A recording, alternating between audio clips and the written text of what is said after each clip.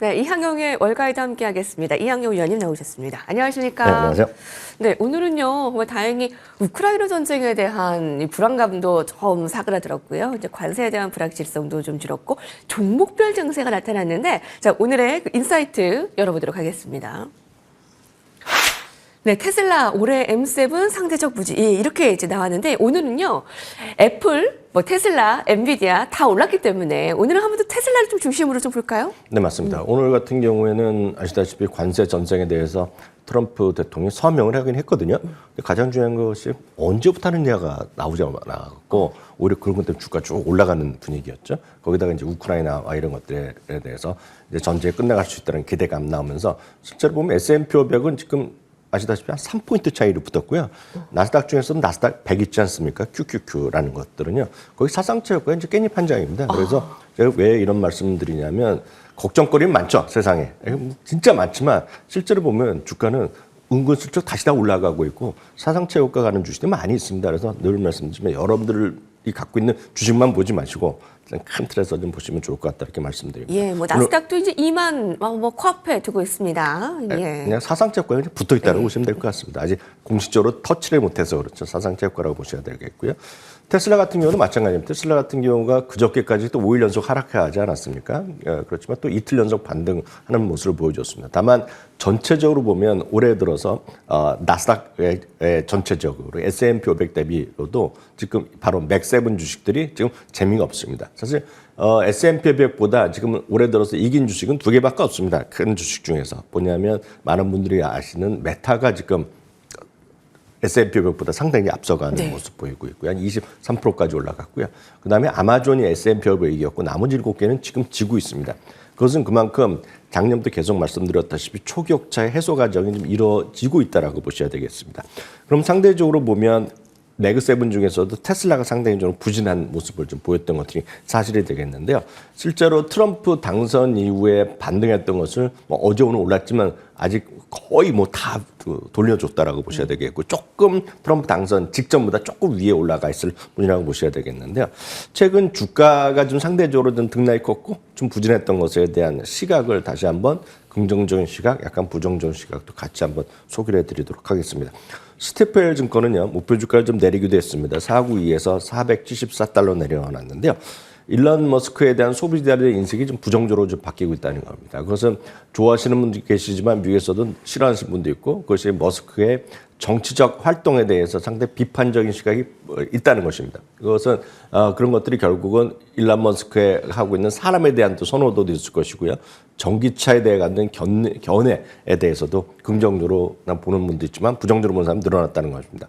긍정적으로 좀 생각이 바뀐 사람들은 쉽게 얘기해서 트럼프 지지자죠. 트럼프 지지자 입장에서 보면 일론 머스크가 예전에 말만 그랬는데 이번에 확실하게 지원해 주는 거 보고 이전까지는 전기차는 아닌 줄 알았는데 이것도 사익에 대한 생각도 분명히 있을 테지만 반면에 전기차를 좋아하고 트럼프를 싫어하지만 일론 머스크를 좋아했던 사람 입장에서 보면 이 사람이 전기차만 만들고 로봇택시 같은 걸 열심히 해주면 좋겠는데 그렇지 않은 것에 관심을 많이 갖다 보니까 좀 갑자기 좀 신뢰도가 떨어진다? 그런 사람도 있다는 것입니다. 근데 이런 것들을 말로만 하고 냅실 같이 얘기하면 별로 의미가 없기 때문에 스티펠의 싱크탱크에서 외부에 의뢰해서 설문조사를 한 것이 흥미로운데요. 설문조사에 보면 순호감도라는 것이 있습니다. 순호감도가 이제 위에 나오는 그 그래프가 되겠는데요. 순호감도라는 것은 이런 테슬라에 대해서 호감을 갖고 있는 사람을 플러스로 놓고요. 테슬라에 대해서 이제 비판적으로 보는 사람들을 마이너스 나왔을 때 보는 건데 2024년 3년만 하더라도 초만 하더라도 순호감도가 33%였다는 겁니다. 그래서 제일 왼쪽의 그림인데요. 지난 작년에 선거 직전에 9%까지 떨어지고 지금은 지난주에 같은 경우는 3%까지 떨어졌다는 겁니다. 그것은 좋아하는 사람도 계속 있지만 싫어하는 사람이 또 늘어났다는 겁니다. 지금. 그렇기 때문에 테슬라에 대한 순호감도가 좀 떨어져 있다고 보셔야 되겠고요. 아래 그림은 조금 더 심각한 건데 아래 그림은 뭐냐면 앞으로 사겠느냐 하는 거였습니다. 그 테슬라의 자동차, 전기차를 사겠냐는 것에 대한 의지인데 이것도 좀 순호감도가 떨어지고 있거든요. 그것이 바로 말씀드렸다시피 여전히 테슬라나 일론 머스크를 좋아하는 사람이 더 늘어날 수 있다고 보지만 미국 전체적으로 봤을 때 보면 일론 머스크에 대한 선호도가 좀 떨어졌다. 물론 좋아하는 사람 엄청 좋아하겠죠. 그렇지만 좀 비판하는 사람도 좀 같이 늘어났다라고 보셔야 되겠습니다. 그런 관점에서 오펜하이머는 이런 얘기하고 있습니다. 잠시 전에도 우리 뉴스에서도 오픈 AI에 대한 인수에 따라서 또 말이 많이 있지 않습니까? 지금요. 엄청나게 돈을 써서 인수를 한다, 안 한다, 뭐 말도 안 된다 이렇게 싸우다 보니까 그런 것 자체를 싫어하는 사람이 있는 겁니다. 뭐냐면 일론 머스크가 오롯이 지금 전기차만 하고 로봇택시만 하고 화성 가는 것까지는 좋은데 자꾸 딴 것까지 많이 신경 쓴다는 거죠. 그런 거에 대한 비판적인 시각이 있다는 것입니다. 반면에 이렇게 좀 부정적으로 있는 반면에 모건 스탠리의 아담 조나스는 어저께도 잠깐 얘기 나왔지만 여전히 더 긍정적으로 보고 진짜 이 테슬라는 진짜 대단하다는 얘기를 하는 거죠. 아시다시피 지금 전기차도 있고 로봇택시도 있지만 또 하나가 옵티머스라는 소위 휴머노이드 로봇 있지 않습니까? 그것이 나오면서 결국 제조업에 대해서 모든 것을 뒤바뀌는 혁명적인 일을 벌어지고 있고 그것을 오롯이 지금 앞장서서 하는 것이 다른 것이 아니라 바로 테슬라라는 얘기를 하고 있습니다. 네. 그러면서 목표 주가를 여전히 $430를 재확인하면서 매수 수준을 주고 있고 440달러는 월가에서 거의 최고 수준이라고 보시면 되겠습니다. 웨드부시도 $450면 큰 차이가 안 납니다. 일단 최고 수준인데 불 케이스 가장 좋은 케이스는 $800까지 유지를 하고 있다라고 보셔야 되겠습니다. 마지막으로 참고적으로 테슬라에 대한 월가의 투자를 의견을 보면 여전히 비판적으로 보는 사람도 있고 여전히 긍정적으로 보는 사람도 반반 정도로 나눠 있다라고 보셔야 되겠고요. 여튼 목표 주가랑 상관없이 전체적으로 보면 테슬라에 대해서는 그만큼 여전히 선호도가 엇갈리고 있다라고 보시면 되겠습니다. 네. 네, 테슬라가 이제 뭐 호감도 면에서는 조금 떨어진 면이 있지만 뭐 주가 향방에 대해서는 아주 뭐 견조한 주가의 목표가를 가지고 있습니다. 오늘 뭐 애플, 엔비디아 다 오르고 메타가 19일 연속 상승을 기록을 하고 있네요. 오늘 나스닥 중심의 상승을 한번 살펴봤고요. 헤드라인으로 넘어가도록 하겠습니다. 종목들 살펴볼게요. 1년 새 무려 주가가 5배나 뛴 이 회사 지난 1년간 370% 상승률 육박했는데요. 가상화폐 열풍에 웃었다. 바로 이 종목은요? 로빈훗인데요. 네. 저희가 어제 그제 일제히 계속해서 말씀드린 것이 하나의 핀테크 기업들을 말씀드렸잖아요.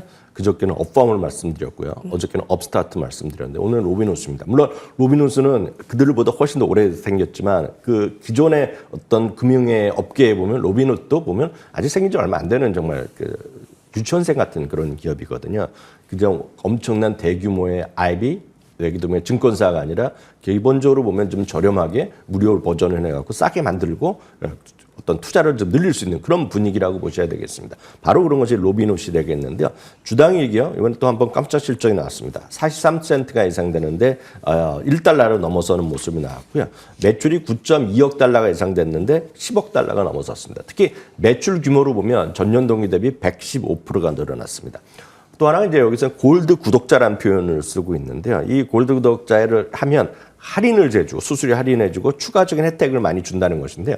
이번 이제 260만 명이 돼갖고 작년 동기 대비 86%가 늘어났습니다. 네. 그러니까 여러분들 증권사에서 증권 거래를 하는데 뭔가 구독하고 조금 더 돈 내면 뭔가 좀 더 잘해준다는 얘기죠. 수수료도 깎아주고 뭐 이런 것들 하는 건데 이런 서비스가 또 만족스러워졌다는 얘기를 하고 있습니다. 그러면서 거래 기반을 한 매출, 이게 결국 이제 수수료 이런 것이 되겠는데 200%가 늘어났고요. 이제 돈을 하려 그러면 아시다시피 뭐 돈도 맡겨야 되고 뭐 주식을 사려면 돈이 있어야 되는 거 아닙니까? 그럼 포함해서 보관 자산 같은 경우에가 또 88%가 늘어났습니다.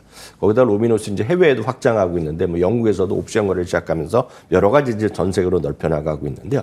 바로 이런 것들이 기존의 어떤 금융업종뿐만 아니라 새로운 금융업종에 대한 핀테크 그런 큰 물결, 제 3일째 똑같은 말씀드리고 있지만 계속 네. 말씀드리고 싶은 것은 딱 하나입니다. 여러분들이 보는 한두 주식만 보실 게 아니라 넓게 보시면 많은 분들이 지금 오늘 뭐 엔비디아가 좀 회복하고 테슬라 회복하고 뭐 이러더라도 그러려니 하고 아직 고점 대비 손해단 분이 계시잖아요. 고점 대비요. 그래서 말씀드렸다시피 S&P 500 사상체 호가 불과 3포인트 차이거든요. 좀 다양성을 갖고 오시기 바랍니다. 네.